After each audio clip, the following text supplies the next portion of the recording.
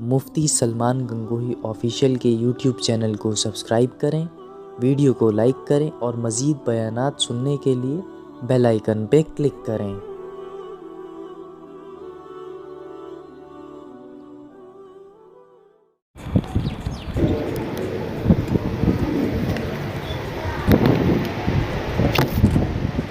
الحمد لله وكفى وسلام على عباده الذين اصطفى أما بعد فأعوذ بالله من الشيطان الرجيم بسم الله الرحمن الرحيم يا أيها الذين آمنوا اذكروا الله ذكرا كثيرا وقال الله تبارك وتعالى فلذكر الله أكبر قال النبي صلى الله عليه وسلم لا تقوم الساعة حتى يقال في الأرض الله الله أو كما قال عليه الصلاة والسلام۔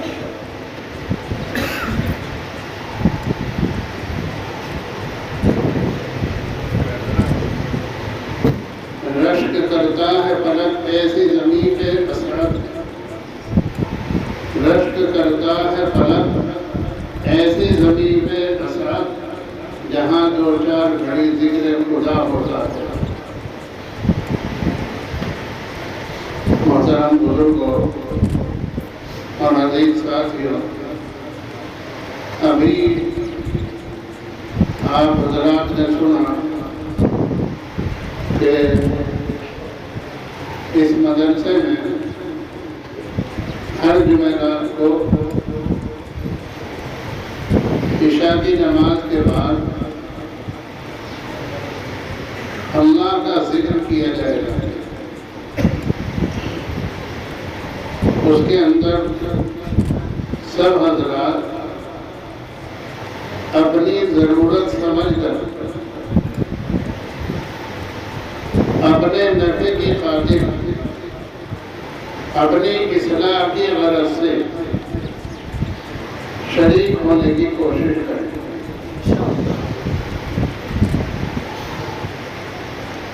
یہ میں کیوں کہہ رہا؟ اس لیے کہ حضرت مولانا زکریا صاحب شیخ الحدیث نور اللہ مرقدہ، جن کی ہم فضائل اعمال پڑھتے ہیں، انہوں نے فرمایا کہ میرا یہ دل چاہتا ہے کہ ہر مدرسے کے اندر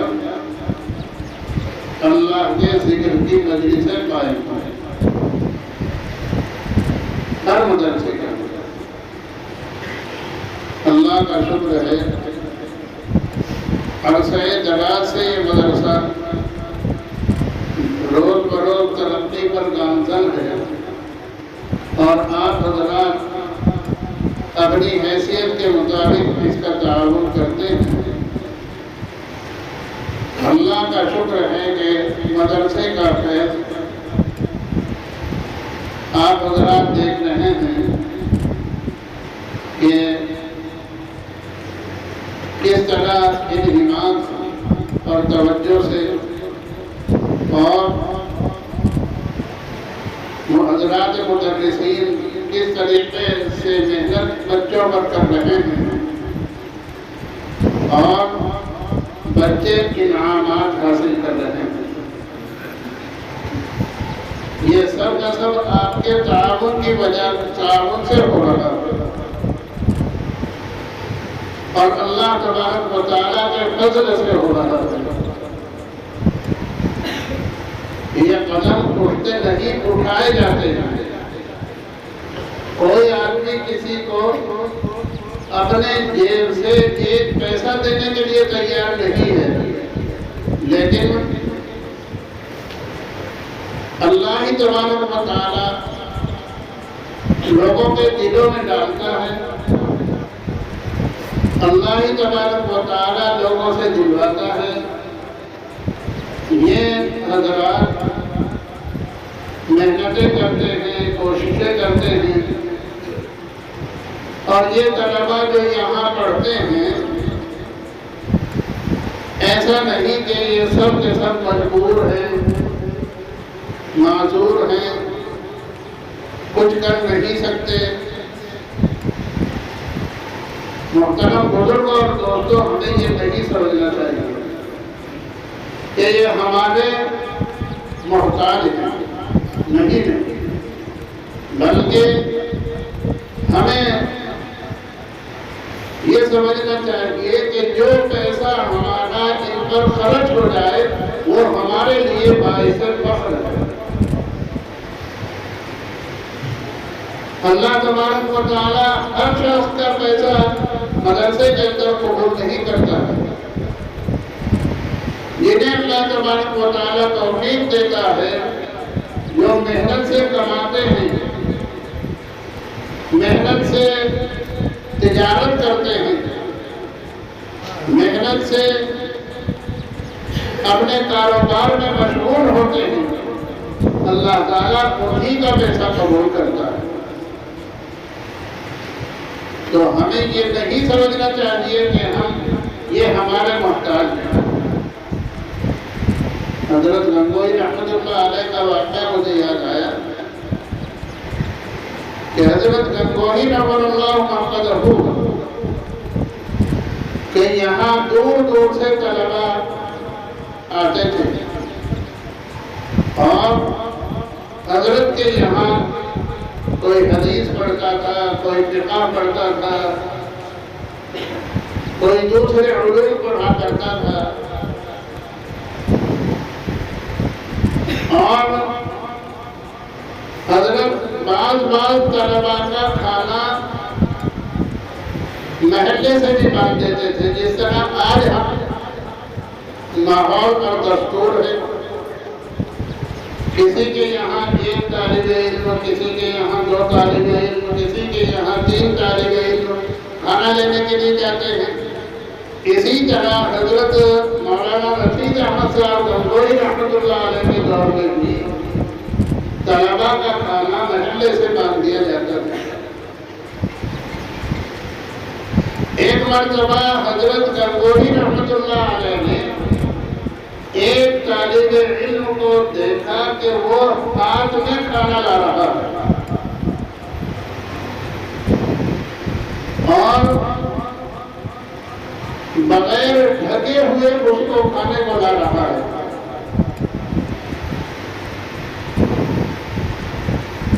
حضرت کے اوپر اس کو دیکھ کر بڑا اثر ہوا، پوچھا کس کے یہاں سے کھانا لائے؟ اس طالب علم نے بتلا دیا کہ فلاں صاحب کے یہاں سے میں کھانا لایا ہوں۔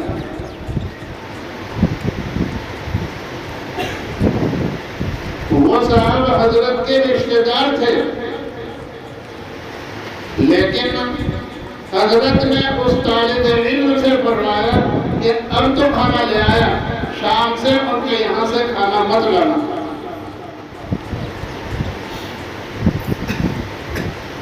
میرے گھر سے کھانا لانا۔ وہ طالب علم نہ شام کو کے یہاں گیا نہ اگلے دن گیا۔ جب کئی وقت ہو گئے تو اس شخص نے اس طالب علم سے پوچھا کہ بھائی تو میرے یہاں سے کھانا لایا کرتا تھا، اب کھانا لینے نہیں آ رہا ہے؟ تو اس نے کہا کہ حضرت نے مجھے منع کر دیا تھا۔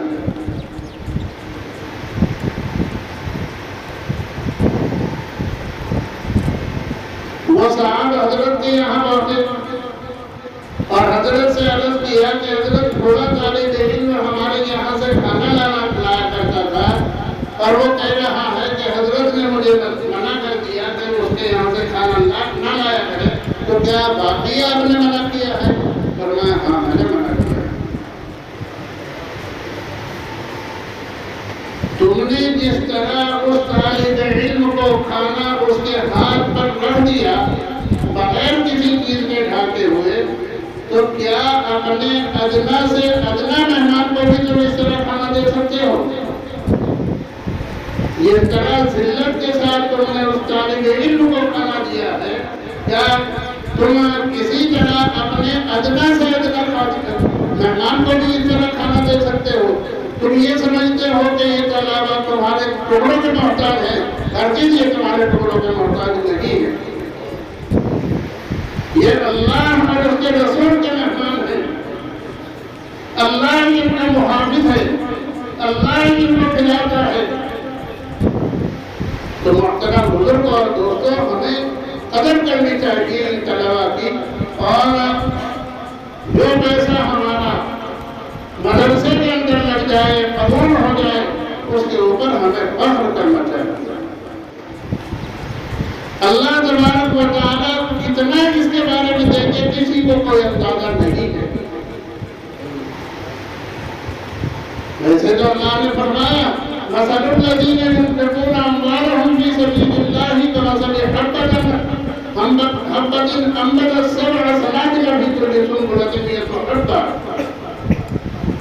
کہ ایک روپیہ اللہ کے راستے میں جب خرچ کرو گے تو کم از کم اس کا 10 گنا تمہیں ملے گا،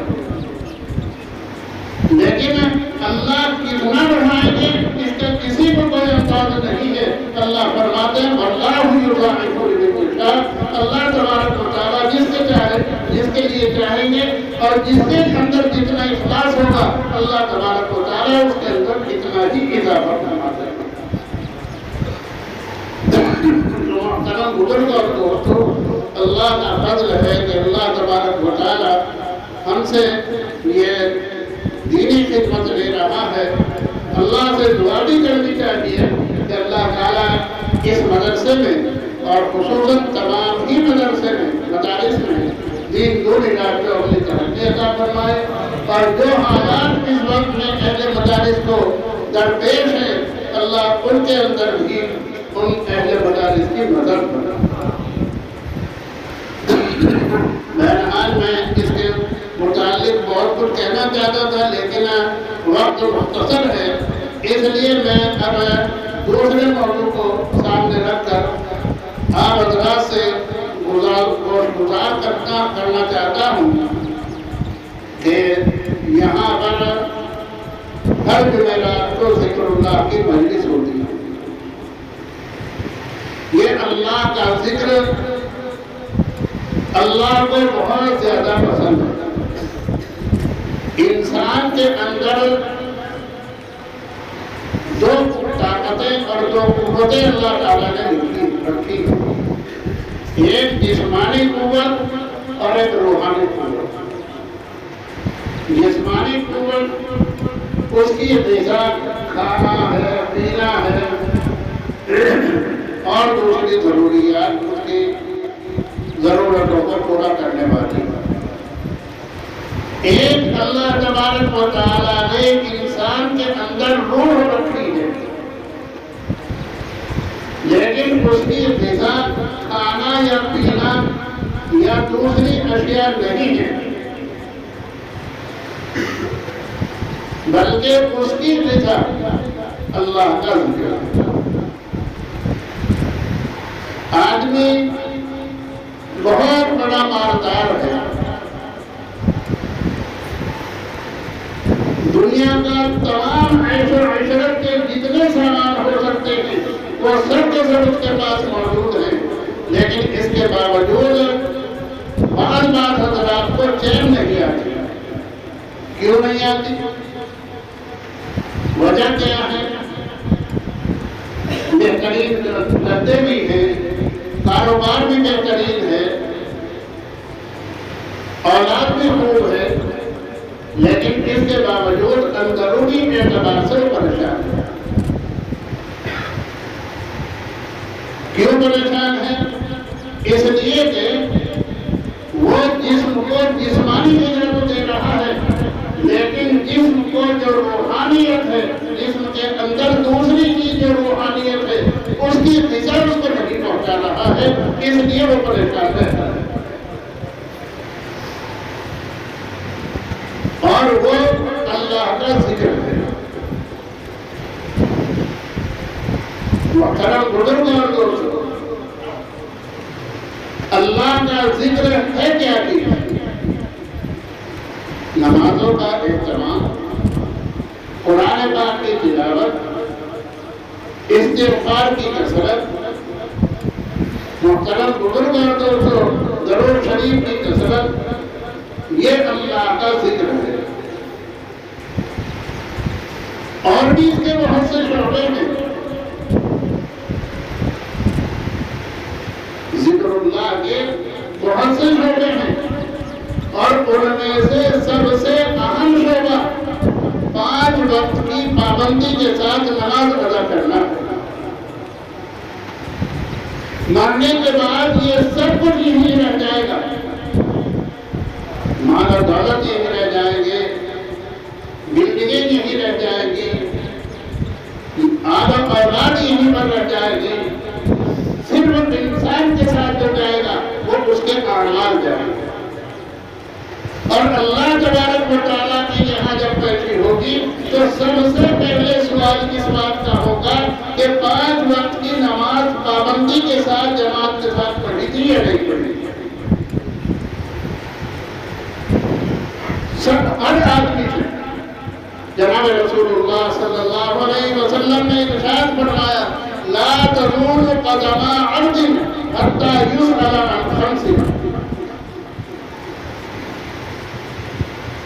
کہ ایک وقت آئے گا جو 50,000 برس کا ایک دن ہوگا، 1-2 دن یا 1-2 سال کا نہیں بلکہ 50,000 برس کا ایک دن ہوگا جو یوم الحساب کہلایا جاتا ہے۔ اس کے اندر اللہ تبارک و تعالیٰ کے سامنے آدم علیہ السلام سے لے کر اور آخر وقت تک قیامت تک جتنے انسان دنیا کے اندر آئے وہ سب کے سب وہاں پر جمع ہوں گے، اور ہر آدمی سے مرد ہو یا عورت ہو، جوان ہو یا بوڑھا ہو، شہر کا رہنے والا ہو یا دیہات کا رہنے والا ہو، ہر شخص سے سوال کیا جائے گا تو نے 5 وقت کی نماز جماعت سے پڑھی تھی یا نہیں پڑھی تھی؟ 5 چیزوں کا ہر آدمی سے سوال کیا جائے گا، اور ان 5 چیزوں میں سے سب سے پہلے نماز کا سوال ہوگا۔ اس لیے محترم بزرگ اور دوستوں، سب سے پہلے ہمیں یہ تہیہ کرنا اور یہ عہد کرنا ہے کہ انشاءاللہ ہم جتنے یہاں بیٹھے ہیں کسی کی بھی 5 وقت کی نماز نہیں چھوڑیں گے۔ اللہ تبارک و تعالیٰ کے یہاں سب سے پہلے اسی بات کی پوچھ ہوگی، اس لیے ہر آدمی اس کو طے کر کے اٹھے کہ انشاءاللہ مجھے 5 وقت کی نماز پابندی کے ساتھ پڑھنی ہے، چاہے میں بھوکا رہوں، چاہے میں ننگا رہوں، چاہے میرے کھانے کو ملے یا نہ ملے، لیکن مجھے پہلے نماز پڑھنی ہے، اس کے بعد دوسرا کام کرنا ہے۔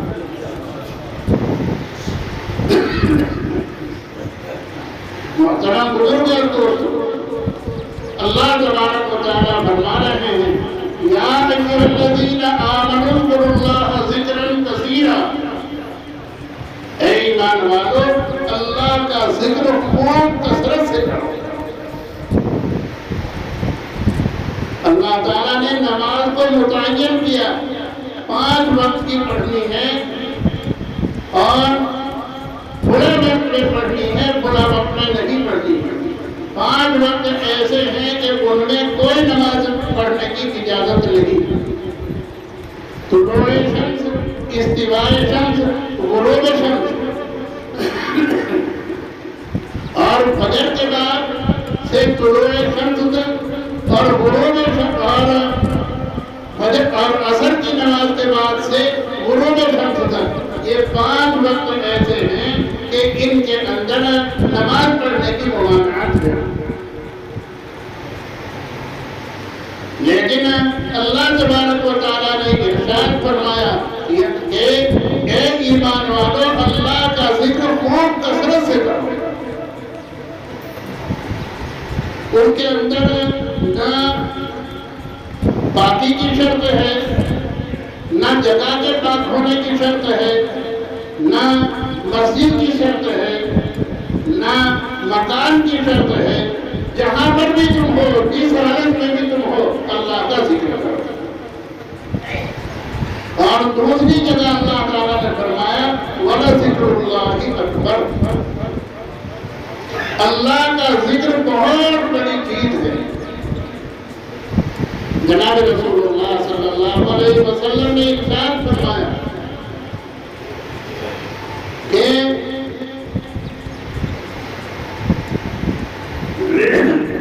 انسان کے دل پر جب کوئی گناہ کرتا ہے تو اس کے دل پر کالا نقطہ لگا دیا جاتا ہے۔ اگر وہ توبہ کر دیتا ہے تو معاف ہو جاتا ہے، وہ نقطہ مٹا دیا جاتا ہے، اور اگر وہ توبہ نہیں کرتا، دوسرا گناہ کرتا ہے تو دوسرا کالا نقطہ اس کے دل پر لگا دیا جاتا ہے۔ حتیٰ کہ اگر مسلسل وہ گناہ کرتا رہتا ہے تو مسلسل کالے نقطے اس کے دل پر لگتے رہتے ہیں، اور پھر وہ ایسا ہو جاتا ہے کہ خیر کی بات اس کے اندر اثر نہیں کرتی، اور اس کا علاج اللہ کا ذکر ہے۔ جناب رسول اللہ صلی اللہ علیہ وسلم نے فرمایا کہ اس کا علاج اللہ کا ذکر ہے۔ جتنا ہم اللہ کا ذکر کریں گے اتنی ہی ہمارے گناہ معاف ہوں گے، اور ہمارا دل جو ہوگا وہ گناہوں سے دھل کر چلا جائے گا۔ محترم بزرگ اور دوستو، آج ہمیں اس کا احساس نہیں ہے۔ اس فلسفے کو ہمارے اسلاف نے سمجھا، ہمارے اکابرین جو پہلے گزر چکے ہیں انہوں نے اس بات کو سمجھا تھا۔ حضرت گنگوہی نور اللہ مرقدہ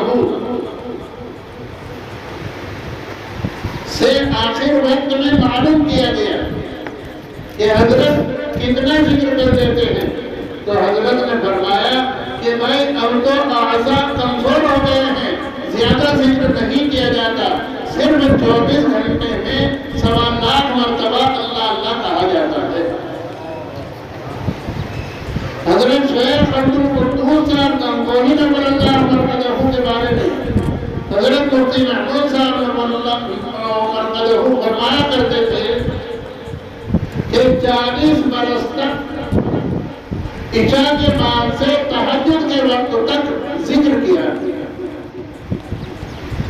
1-2 سال نہیں، 40 برس تک عشاء کے بعد سے اور تہجد کے وقت تک ذکر کیا۔